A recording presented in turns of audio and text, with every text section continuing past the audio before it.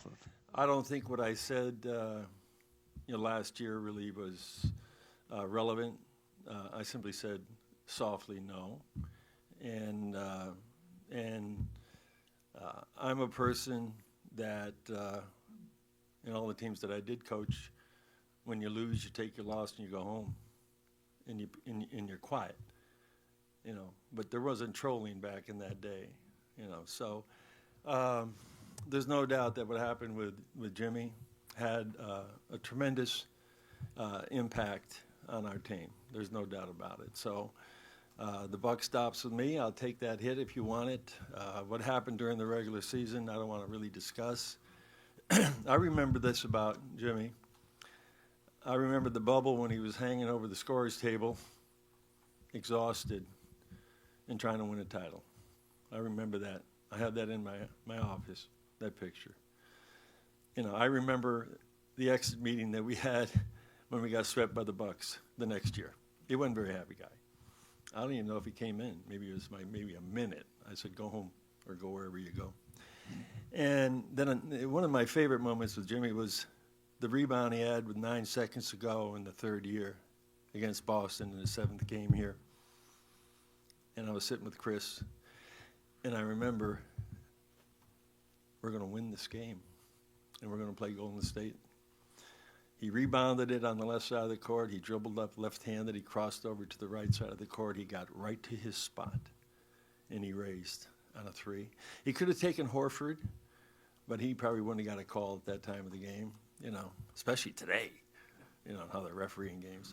And so I remember I stood up as he was dribbling up. I said, this is going to go in, and we're going to go to the finals again. And he just missed a little bit to the left. And the next year, the play-in and the great run we had to the finals out of the play-in. I think it was 6 games at Denver. And he played his ass off, his heart out for us. And, the last year and a half, it wasn't the same. He got hurt against Philadelphia. We didn't have him. And when we got 4 out of 5 against Boston, and then there was this year. So, no, I'm not going to apologize for saying no on a contract extension when we didn't have to, and I don't think I should. And I will always say that to the players. If I was coaching, keep your mouth shut. I'll see you next training camp, and you get it back, on the court. But it's different today with players. So anyhow, that's what I want to talk about with Jimmy. I've been through those kinds of situations before, even with this team, a couple times. And so it's over. He's done. I wish him well. Good luck to him. And I hope deep down in his heart somewhere, he wishes us well too. Then just to follow up on that, so you have to follow up on that? Go ahead. It's not related to that directly. So a move is made because the move apparently had to be made. Yeah. Why was the trade not made maybe more forward-thinking in terms of a reset? I only ask because the Warriors pick is this year, and then it's into the wind. Andrew Wiggins is 30. Kyle Anderson will be 32. Davion Mitchell could leave as a free agent. In other words, was there any thought of that being a reset point? And what was the thinking behind the trade? No, the thinking was to make the best deal we could because we were pretty much locked in with one team, the team of his choice.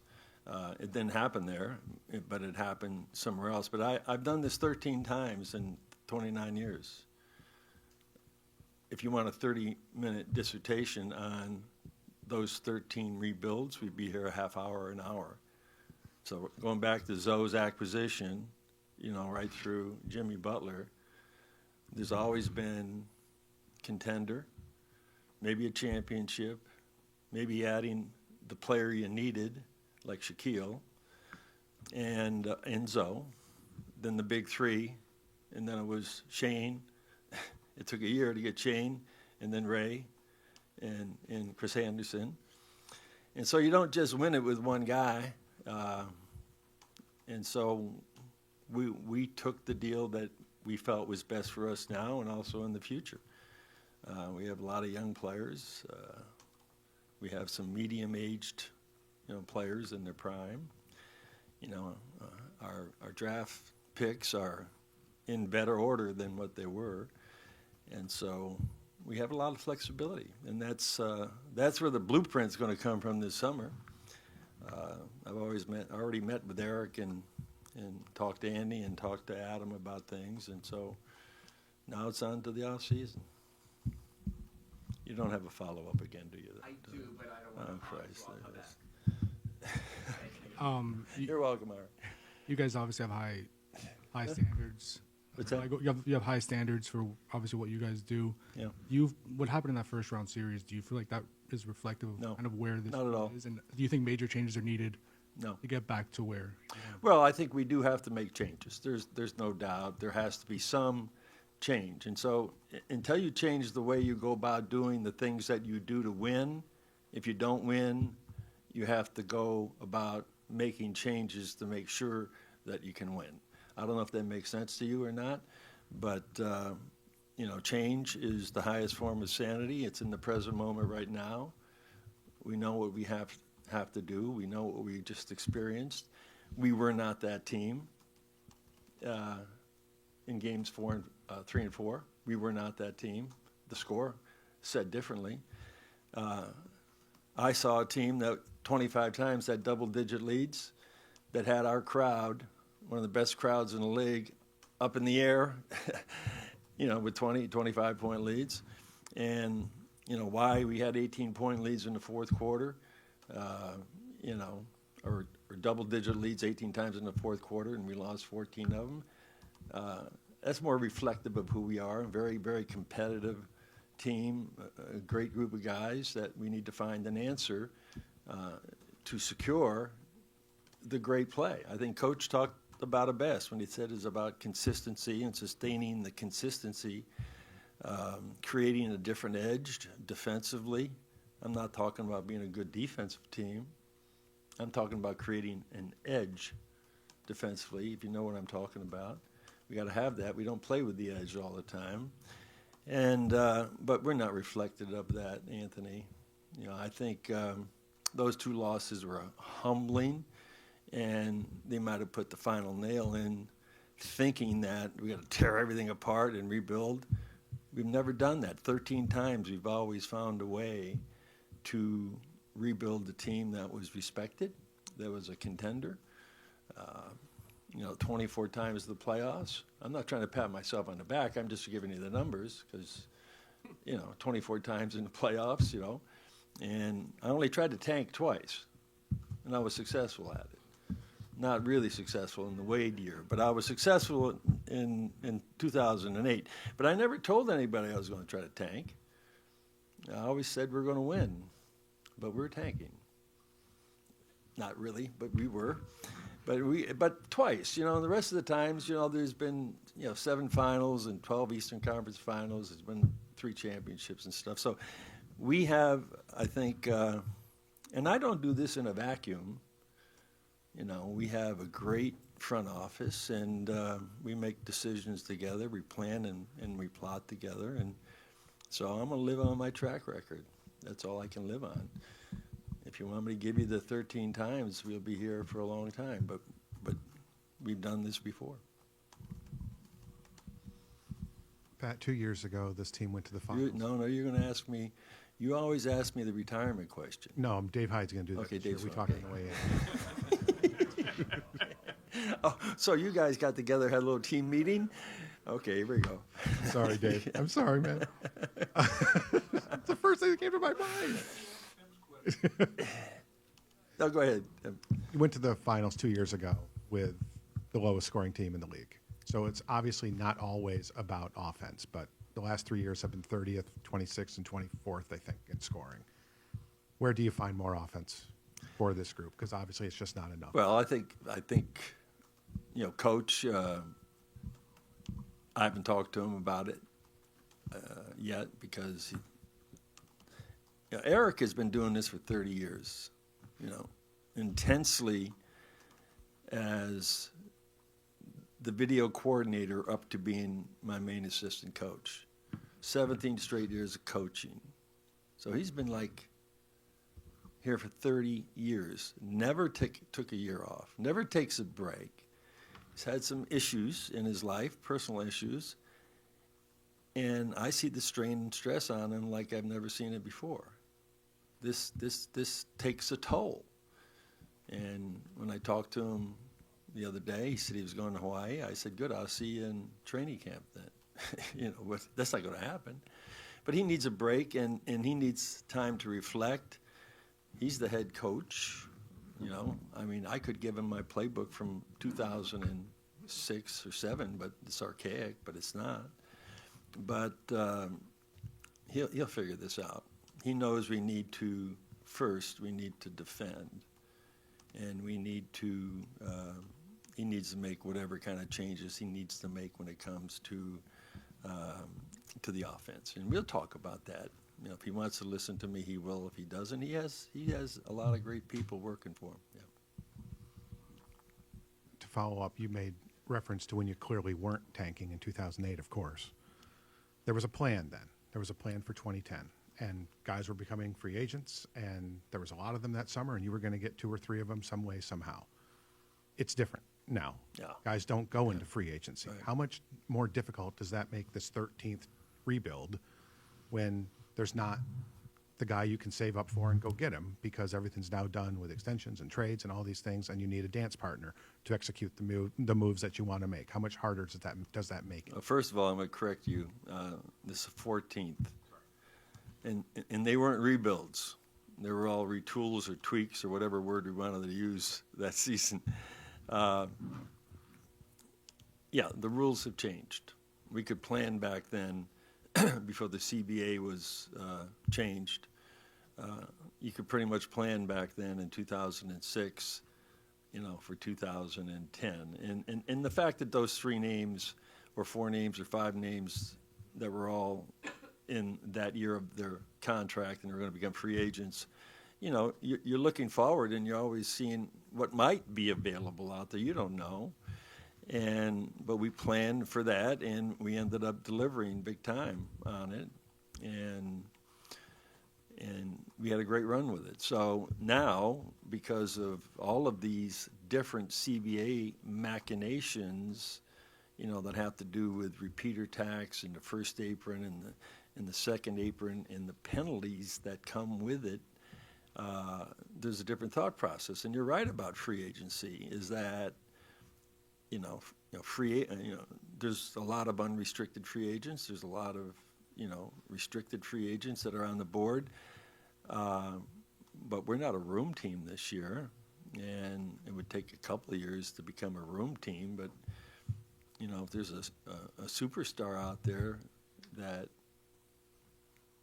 would want to come here, if you had the room, $70 million a room or something, and they take it all. It'd be a little bit like what happened when we got the big 3. We didn't have anything left, and we let Bees.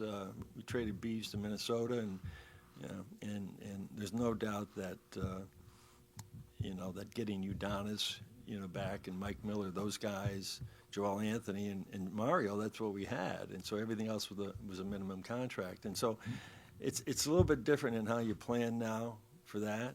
It could come through trades. It could come through the addition of 1 or 2 very good players.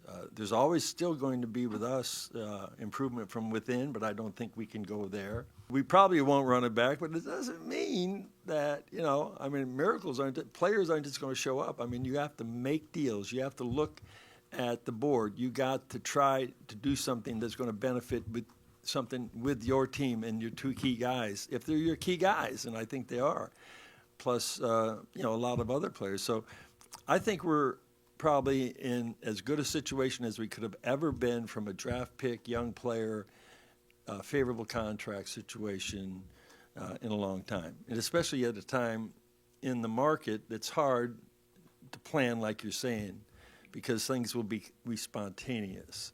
But we're going to work at trying to really, really find something that will help this team that might come from without. And if it doesn't, then it might take years. I said over those 13 years, it doesn't happen in 1 year. I mean, when we drafted Karan at number 10, and then the next year we got Wade, and then we got Udonis, then we got Lamar Odom, we had Eddie Jones, and we had Brian Grant. And, Stan took that team to the second round, and we saw in Dwayne Wade, wow, in 2 years. And we finally said, okay, let's go after somebody else. And I didn't go after Shaquille. I mean, he just popped up. And so we ended up winning the championship, but that wasn't good enough. Then we had to go out and get, Jay Will, and we had to get Antoine. We had to get Pose, and the last one was, playing blackjack with Gary Payton in Vegas. And he said yes. So it's a process, but I'm not going to deal with a long process, and nor is ownership. Yes, Dave. There was no. Oh, he Anyway, just threw you under the it bus? was asked when you're 70, when you're 75, now you're 80. And I mean, it's a sports question. Yeah, it is. Yeah. Is passion still there? Obviously, we're listening to you. There's no backing off the challenge ahead. But Do I have any cognitive problems here, you think, or what? I don't know. Only you can judge on that. I just turned 80, and I'm proud of it. And the new 80 is the new 60. So, I mean, that's how I look at it. I feel great. I'm competitive as hell. I love being in the bowl. I'm an Irish guy, and so there's a depressive disorder that I have by being just Irish and hating losing, because it makes me miserable. And when you're miserable, you get a little bit depressed. And we all have that in us. All of us have a depressive disorder in us when things go bad. But I got a little depressed after those last 2 games. But go ahead. I'm sorry, Dave. No, that was your answer to the question. Do you still have the passion that you? Yeah, absolutely. And Micky and Nick and I met. They've been very good to me. They said, carry on, Pat. And I'm going to carry on and try to make this thing better. I do like, unlike the narrative out there that has, our team, pretty bad. If you take a look at what's going on in the playoffs right now, and I don't compare anything apples to oranges or anything like that with what's happening to other teams, but it's a weird league. You got 20-point leads and you lose at the buzzer. I mean, it's just things are going on in this league offensively and also defensively that you have to take a real good look at and see how your team, pairs up with that. And so an attitude adjustment every now and then is good. And as I talked about earlier about change, until you change something, then the same thing's going to happen. And so we have to make some changes philosophically and also maybe even personnel-wise. You were born after me. You don't get to speak. I'm just kidding you. I don't want to lose the Gen Z people or our young millennials. I don't want to lose you. Another player when you were here last year, you talked about Tyler, and especially when he played about 42 games last year, and obviously went into the gym and had his best season in the NBA yet. Can you just kind of talk about what you've seen from him this season, and with him being extension eligible in October, is that something you want to get done? I will steal one of Spo's favorite Spoisms, ignitable. He's one of the most ignitable guys offensively in the league, and we're happy to have him. He's 25, 26 years old. He's coming off an all-star year, and he was voted in by the coaches. That means something. And so he's pivotal for us as an offensive player. We just need more around him that can do a little bit of what he does, because now he's getting beat up, he's getting schemed, overly schemed, and so we'll learn a lot about that. And so Tyler is a player, and I hope he could stay here the rest of his career, and that we can build the team that he's part of, because you've seen him at the end of games. My God, you see him in the fourth quarters, but now when you're in a position of having 2 on the ball all the time and you're getting picked up full court 94 feet, and I know for a fact that Tyler was telling Max, could you use some Listerine, please, or something like that, because he face guarded them all over the court, and it's a whole nother world that he's in now. And so people will sacrifice so much on defense just to wear them out that sometimes it's strange for your other four players to say, God, we can't even get them the ball and stuff. So those are the things that coach is very good at and has to really identify and reconcile. And then Tyler simply has to learn how to be a great player like Steph is when he gets that treatment, and to be able to still score. And there's going to be nights when he's going to have those 4 for 20 games. He's just one of those guys. But I'm glad that we got him. Got he and Bam at the right time, and we'll move forward with that. You brought it up a few questions ago when Tim asked, but the repeater tax. You guys have been a luxury. What's that now? The repeater tax. You've been a luxury tax team for the last 2 seasons, and now that brings the I think we have to repeater make an tax. adjustment, Anthony. You don't want to be in 4 years in a row or 4 out of 5. Otherwise it gets pretty punitive financially. So we're in 2 years now. I think next year our number has us with 13 players as being 9 under the tax or something. And then the year after that, if one contract is gone, you'll have a whole lot of room. So I think we can handle that. This is not a priority, but it is in order to manage the financial part of the team and the roster is important. And so there's a couple of teams that simply are so far over that they will start feeling the punitive consequences of draft picks being frozen or dropped to third or whatever. But I think we'll probably try to get out and then get back in, reset it. The sort of model of the NBA has changed because of the aprons and the tax and everything, that maybe big threes are harder to do because of the contracts. Going back to the question that Zachary asked, when you get to Tyler's extension window in October and his max salary, can this team afford to make a decision in that window, already having Bam at that level, with, I assume, the thought that you probably need one more top-tier player to get to the highest possible level? In other words, how does the timing on Tyler work, and can you afford to max him in today's NBA economy? I think he answered that question perfectly last week. I think you asked him that question. I think he answered it perfectly. He's okay. I've talked about it with Tyler. And so, we'll see what happens as we plan. The numbers are getting pretty big for a lot of guys, and max salaries in this league. Who do they go to? Who do they go to, and who is really? If you're going to make $70 million a year, who are those 5 guys or 10 that deserve that? But definitely Tyler is deserving of the thought of an extension. But are we going to do it? We haven't committed to it, but we're going to discuss it, and I've already talked to him about it. He's cool. You talk about Bam and Tyler, and obviously no argument that they're success stories, and they're both in their 20s now. You had Dwayne later in his career, you had Shaq later in his career, you had Jimmy later in his career. Are you comfortable with the idea of sort of managing an aging star again at this point, or would you rather pivot to something younger as you build with Bam and Tyler? Well, I think if you take a look at the Warriors, with Draymond and Steph and Jimmy, you got 3 35, 36, 37-year-old guys that it's a perfect time for them and how they met, and now their contracts are all equal, and even with Steve Kerr, they're all equal, so they want to make this run at it. And I think an aging great player, who may not be able to carry, a team together, they can rise to the occasion in the playoffs.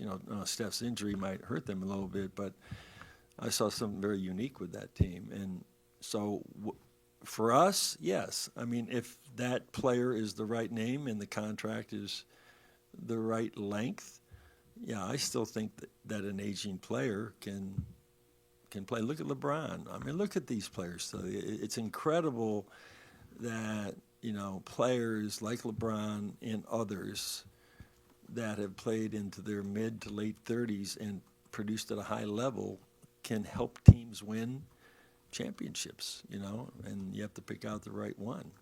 But I'm not against that, no. Given the team being in the play-in in the last few years, and you making the point about being open to star power, like what do you believe would be the most urgent step to take the team from being a play-in contender in the last few years to contending for a championship again? Well, we actually made the playoffs with the exception of 1 year. Okay, so we were a playoff team those 2 play-in years, the first 2 play-in years.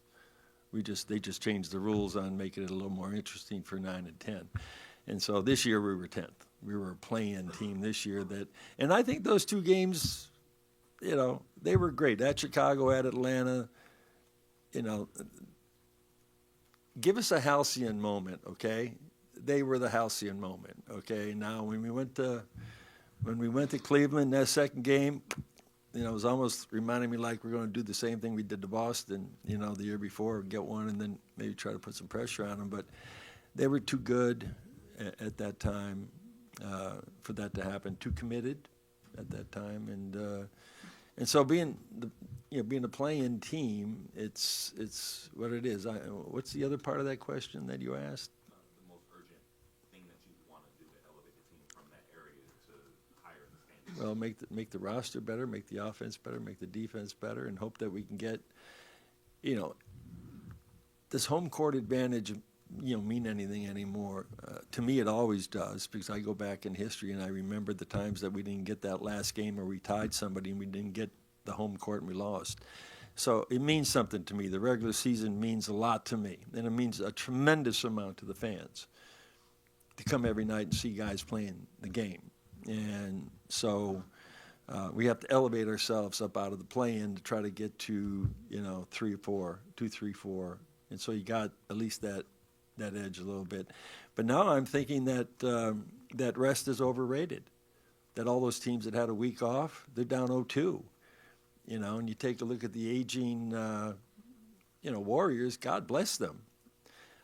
My philosophy about conditioning, and you know how I am about conditioning, is I believe that once a player gets in world-class condition and then he gets into playoff conditioning by playing 35 to 40 minutes the last month of the season, and then he gets into the playoffs, you're playing every 48 hours.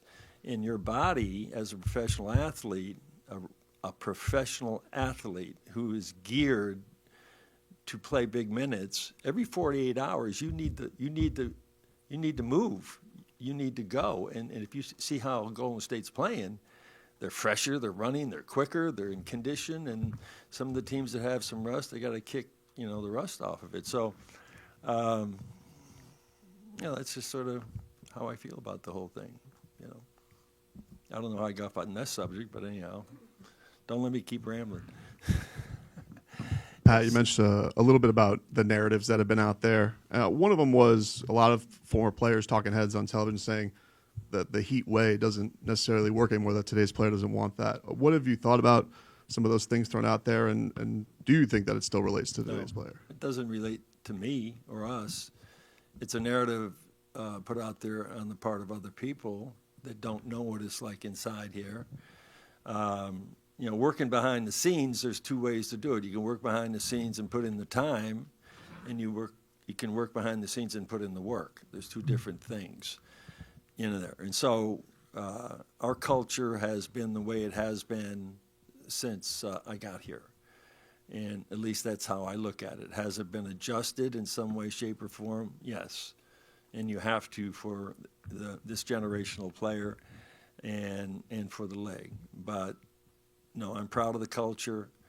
I'm proud of the environment that we have created over the years for everybody here inside who really know it, and for the people outside who don't really know it but want to comment on it because it's fashionable to comment on it and criticize it. To hell with them.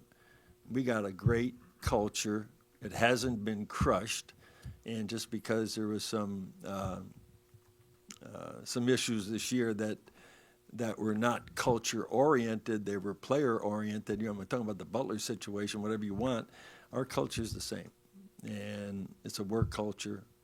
I believe in that statement, I know you're going to throw up if I say it. Hardest working, best conditioned, most professional, unselfish, toughest, nastiest, disliked team in the league. About 4 of those things we weren't this year, and we have to adjust those. I'll never change my thoughts on that. Mr. Riley, I just wanted to ask. Thank you. Oh, I didn't think we were on a first name He basis. never even called me Pat. Oh, That goes back, 30 years.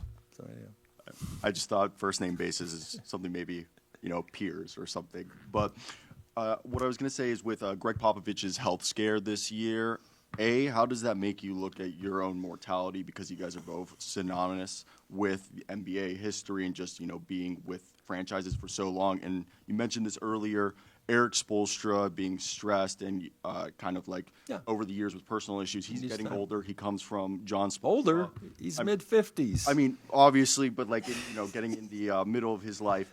And his father is a former executive, too. So have you thought similar? We've seen now with Mitch Johnson and Greg Popovich. Brad Stevens got worn out in Boston. Has there, I guess, what is the succession plan for maybe you, him, and just that in general? Yeah, as far as Spo goes, he's in great shape. He just needs some time to decompress. Really, he just needs time. Every coach in this league after a season, it is a grind. I mean, it really is a grind. I mean, hockey's a grind. Baseball, it's a grind. The guys make a lot of money and they get judged for how much money they make versus the grind that they have to go through. And the NBA is hard. You're playing probably up to 100 games a year, and you're on the road half the year. You're in at 3 a.m. in the morning. It's just a grind. It's not hard. I don't feel sorry for anybody. It's a great life. You get a great life out of it. You get to do what you want to do. But Spo's going to be fine. When you talk about Pop, I've reached out to him. I love him dearly. And I wish him nothing but the best. He'll be a great president. He's beloved not only in San Antonio but throughout the league by players, and that's very unique. And when you talk about mortality, you'll find out 50 years from now.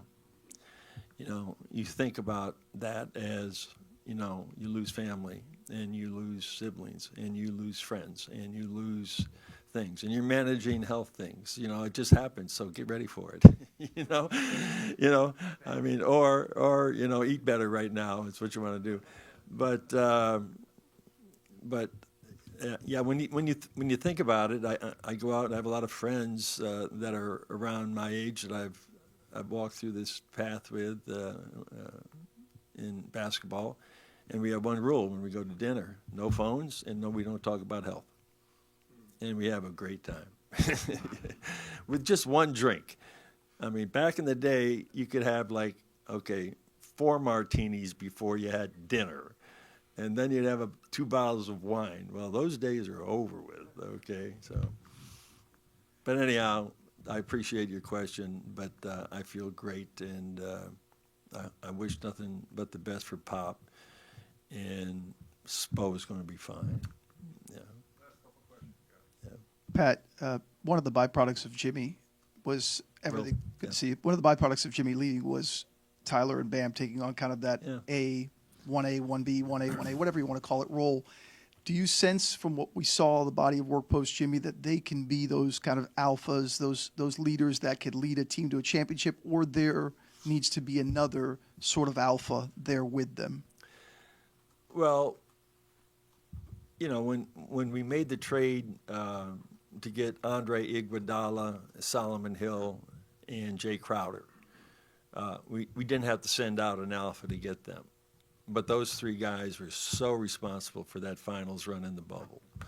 And so there are some lateral trades you can make that could enhance the team. Who's to say who's an alpha and who's a beta? I don't know.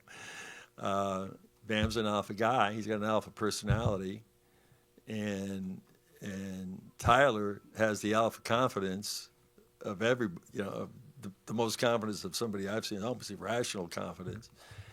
And so that's a good question, Will. And so do we inject an alpha, a great, great, great player to help, maximize our performance in those double-digit leads that were lost in fourth quarter closures. That can make a difference. It could be that simple from that standpoint.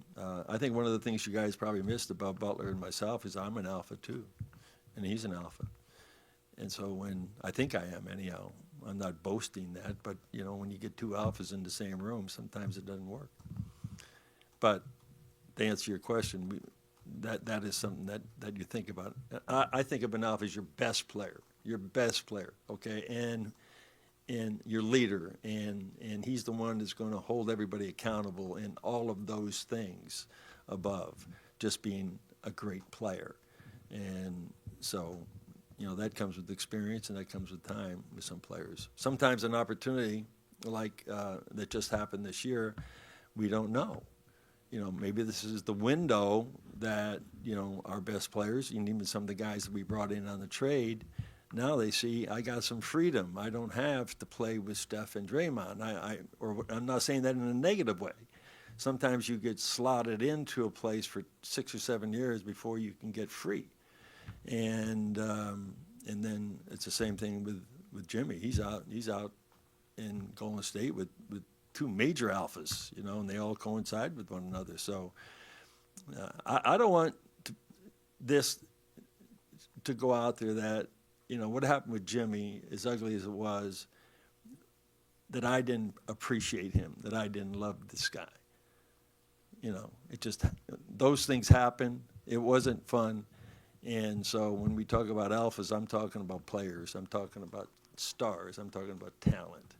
And if that talent can help and he's humble, then fine. Doesn't make any difference to me. Translates into winning, that's all that counts, Hey, Pat. Chris Kraus. Nice to meet you. Hi, Chris. In your book, you talked about style versus efficiency. Is it the winner or is it the other one? The winner book, Right, yeah. okay. Name me the 10 chapters. Where are we? Where are we in that book? I read it twice. Okay, but where are we chapter title in that book? That would be the first one. No, that's the Innocent Climb. We are at Thunderbolts. That's chapter 4, and then with the news. And then there's a breakthrough. Yeah, so sure. I think we're at Thunderbolt time. Okay, sir, go ahead. Oh, okay. Yeah, I was going to ask you about you mentioned about style versus efficiency when it comes to players. You can kind of take that line of thinking when it comes to teams, team building and looking around the league. When different teams are kind of taking different styles, like some willingly becoming losers and some, in a tanking fashion and others trying to win in their own style, do you think just trying to win is an inefficiency to exploit? Hit me again with what you just said. I understand what you're just saying. I don't know how to talk about tanking or losing or whatever. What was the last sentence you said? Yeah, just like, when you have teams that are trying to purposely lose or you don't want that position, that eliminates some of the competition. So yeah, well, it benefits, if you're a bad team or a very, very young team and you're going to be down there in the lottery. It's how close you want to get to the lottery, how far down into the lottery. Can you get to the top 5 or something like that? Because now the equality of, the ping pong balls are pretty equal, 1 through, 4? 1 through 4, they're pretty equal. So those teams that take on that attitude, I think that's one of the reasons why, the play-in, I think it's great. I think the cup is great during the season. Andy, actually, he and I, we talk about this all the time. He's got a great idea. I don't know if I should share it, to make it even more competitive at the end. Have you heard about it? 50 games, the first 50 games, okay, they're L's or whatever they are. If you think you got a bad team and you're not going anywhere and you can't make the playoffs, but you'd rather have a better pick, however, but you don't want to tank because it's embarrassing for your fans and for you. So the first 50 games, you get an L. Okay, in the last 32 games, okay, you get points for winning. And you combine the wins in the last 32 games with the L's in the first 50. Now, at the end of the season, teams who won a lottery are going to get pluses for winning. Does that make sense? A little bit, doesn't it? It's not a bad idea. That's an Andy idea. And so we've been sort of talking about how the league can make it better, and he's on the competition committee, and I think he's already laid that out to him, and they sort of, it's not a bad idea. So it would stop that at the end of the game, at the end of the season, you get a plus if you win a game, and that goes into where you are in the lottery. So there's a lot of different ideas with the contemporary game that I think can enhance it.